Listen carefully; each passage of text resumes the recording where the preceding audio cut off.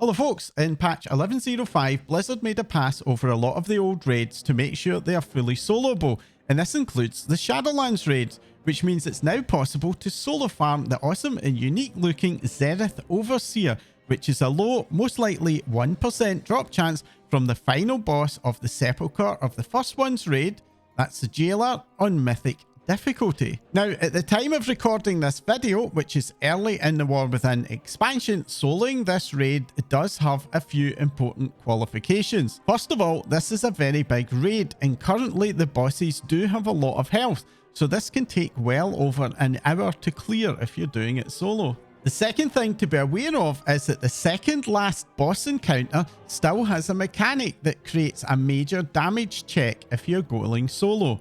I'll cover that damage check in more detail later in this guide, but I do recommend that you're at least level 610 if you're a DPS or 630 if you're a tank. I don't recommend trying this on a healer early on in the War Within. And finally, the Jailor actually has a mechanic that you do need to do correctly to avoid a wipe. So this particular raid might well bring back some memories of her soloing Deathwing, albeit it isn't quite as intense as that one was. Now, all three of these factors will eventually be overcome with increased gear and character levels in the future. So if you're watching this from a future expansion, you may well find that things will be a lot simpler than they are in this particular video. In order to access this raid, you do need to have unlocked access to the Zereth Mortis zone, which was the final patch zone of the Shadowlands. If you haven't done it before, this does mean that you're going to have to run through the entire Shadowlands campaign in full on any character in order to get access to it. If you have previously done that and you're looking to access it in an alt, then thankfully there is a skip.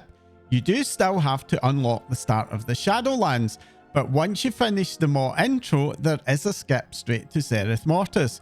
Once you arrive in Erebus, just talk to Talonara in the Enclave to activate the skip. Once you've got it all unlocked, to get to the Sepulchre, you just head up to the travel ring in Erebus and take the big golden portal here to Zereth Mortis. Then once you're in the new zone, just head over to the eastern tip of the zone where you're going to find this travel point. Clicking this to be ported over to the raid island where you can just fly up to the entrance and head straight in. The first boss just inside is the Vigilant Guardian. To activate the fight, attack the big ad. Now, you don't want to be standing near the back centre of the encounter area, as this ball that rolls in will one-shot you if it hits you. Instead, take the fight over to the left side near this particular ad.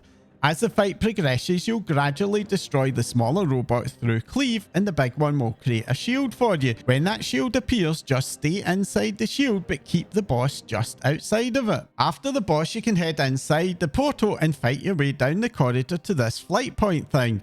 You can also pick up the quest for the raid skip from Bolvar just as you enter this area, and I do recommend that you pick it up at this stage so that you don't forget. This raid has a fairly unusual travel mechanic involving these Flight Master ports to the three available wings. The central wing is the last one, and you need to have cleared the other two wings before you head over there unless you have the raid skip already active. You are free to choose either of the other two wings, but for my particular guide, we're going to head down to the bottom wing first. Heading round to the right first, and we'll get to Skolex, a pretty big ass worm. This one, honestly, is very easy to do. Just avoid stuff and get him down. Coming out of the boss area, and you need to go to the left and retrace your steps, as there's a barrier if you try and go the other way. The next boss, Xymox, isn't a particularly hard fight, but it is a little bit involved. You'll occasionally get a pair of portals which will spawn under your feet.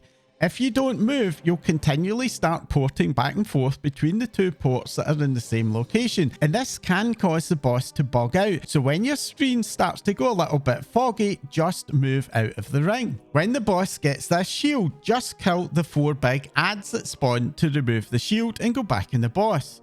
You can safely ignore the big rings, as they really don't do any damage to you at all now. Back out again, and we turn left and through the barrier to get to Halondrous, which was one of the most notorious bosses in this raid.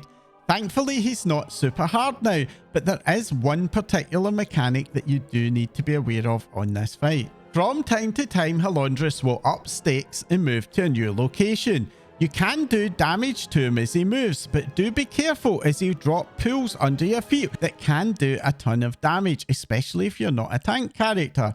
But far more importantly is these hovering balls. These will spawn a very large ring and then explode after a little while. If you're inside the ring, it's going to be a one-shot, so don't stand there. Otherwise, outside the ring, it does a knockback, which can throw you off the edge of the path. So try to stand in the direction Halondrous is going so that you get knocked further down the path. Halondrous does this moving to another location twice during the fight, and the second time he moves there are actually more balls that you need to worry about, so do be vigilant during that stage. After you defeat Halondrous, you'll find a flight point back up near the chest that you loot. You can go straight from here to the upper area of the raid. Arriving at the top wing, you do want to kill this NPC here, as it can spawn other ads that will follow you around. Otherwise, we're just heading over to Dausegne here. This fight is pretty simple. Avoid the black beams on the ground and keep away from the edge of the platform, as you will from time to time get a triple knockback. The next boss encounter, Prototype Pantheon, has 4 bosses to fight. You'll start off by fighting 2 of them, Warden Duty, for a bit. During this phase, just try and keep their health levels fairly even. Eventually, they'll go off in Sulk, and then you'll switch to fighting Absolution and Renewal. Renewal is very reluctant to move about, so it's best to fight here where she spawns and let Absolution come over to us. Again, make sure to try and keep their health levels quite even. And finally, we then go on to fight all 4. The only important thing that you need to know is that these bosses need to die at roughly the same time, otherwise they will resurrect, so watch those health bars as they go down. I pretty much find that I can ignore the ads and all the other mechanics on this fight. And then we're off into Lihuvium. When you pull this boss, you want to drag him over to the right side of the encounter area and fight him here. When he goes to the middle, the big shadows around the room will start a cast. Kill the shadow before it completes and you'll prevent an extra boss spawning. Now, as you're solo, you'll only really be able to stop one of them spawning, so you'll just end up fighting the others. It really isn't necessary to stop them spawning, it just saves you a bit of time if you manage to at least do that to one. The fight is basically now just a rinse and repeat. The second time he goes to the middle, I attack the bot near the back edge of the room to stop it spawning, and you should then be able to take the boss down after that in that final phase. And again, as this is at the end of the raid wing, there's a flight point to head you off now, and we're going to the middle wing. When you eventually complete the raid skip, you'll be able to access this middle wing directly after killing the first boss without having to bother with the other 2 wings, which will be an enormous time saver. First in this wing is Anduin. This fight has been greatly simplified from the original. When he does this black fan out cast, just step out of it. There's really no need to stand in it and go into the other realm anymore. And when he shields himself in the middle, you just attack the Shade of Arthas. You can completely ignore the ranks of crossing enemies. Thankfully, Anduin does take damage as you attack the Shade, so he doesn't take too long to kill at all. Killing Anduin will award you the item that you need for the skip quest, so don't forget to root the chest. And if you don't, well, it doesn't send you the skip in the mail, and it means you'll have to do the full raid for an extra week. I now prefer to go to the left first and off to Rygelon. There's a lot going on in this fight, but it's actually not very hard to do. You can step in the small pools to go into an alternate phase when you see them, and then you can kill these little orbs around the side. But honestly, I found it's not super critical to do that most of the times. The one exception is when he spawns a very large number of pools. You do want to take one into the other realm at that point to avoid taking a huge amount of damage for the boss, which at least this early on can end up wiping you. And now we get on to what is potentially the most problematic boss of all, Lord of Dread. Contessa has an ability called Infiltration of Dread, which for the 50 seconds after she casts it will permanently stun lock you unless another player moves near to you, which is obviously a major problem if you're solo. The only solution to this is burn her down before she manages to cast it, and this currently creates a very tight DPS check. I did this run on an item level 621 protection paladin, and I did not manage her to stop in time. As a paladin, I was able to use bubble to escape the stun. If you do want to do that technique, what you need to do when she stuns you is wait for the 50-second debuff to drop off before you use your bubble, otherwise you'll just get re-stunned. Assuming you're not doing it in a paladin, just focus her and try to get her killed before the cast finished. As I mentioned earlier, I do expect a DPS of item level 610 plus should be able to do it, but as a tank, I think you will likely need to be 630 plus. And healers, my only advice, and this is very serious, is to switch to DPS. As you do, try to burn her down. Try to avoid these purple sleep pools. The sleep only lasts a few seconds, but that's still a big DPS loss. Once Contessa is down, it's very much plain sailing. Just finish off Mal'Ganis, and that's the fight over. And now we can get on to the final boss, the Jailor. As I mentioned earlier, you will have to do a mechanic properly here. Don't worry, I will explain it in full. This is only needed until he gets to about 55 to 60% health when he moves on to the next phase. So I do think in the post-war within expansions, the time will come where you'll have enough damage where you'll be able to skip the mechanic. One thing you do need to be very aware of is these holes in the ground. Falling into one at the wrong time is a wipe, as incidentally is wandering into the globe area in the middle. Pull the boss near one of the holes like this. After he drags you in, reposition near a hole, making sure there is solid ground behind you.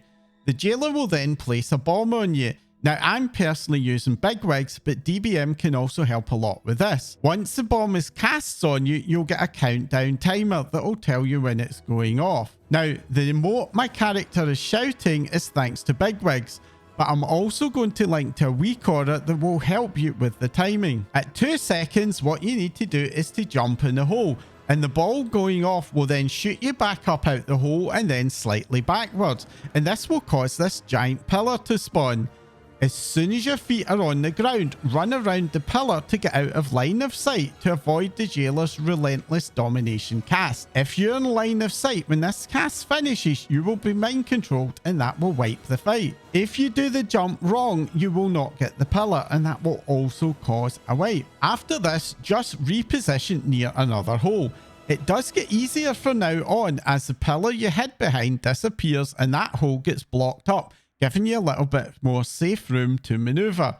After this, you will get multiple bombs before the next mind control cast, so you don't have to make that same mad dash, but you do have to watch for him doing the mind control cast. Depending on DPS, expect to have to deal with 2 or 3 mind control casts in total. But whatever you do, do not lose track of those holes or stand in the blocked up bit. At 60%, he will phase and you'll no longer have to worry about the mind controls or bombs. But do be aware that as he phases, some of the blocked off holes will open up while some others get closed. So I really do recommend that you never step in those platforms unless you have to. Phase 2 is pretty much plain sailing, and then after a little bit you'll get stunned, but don't worry about that, it's not avoidable and it will soon drop off.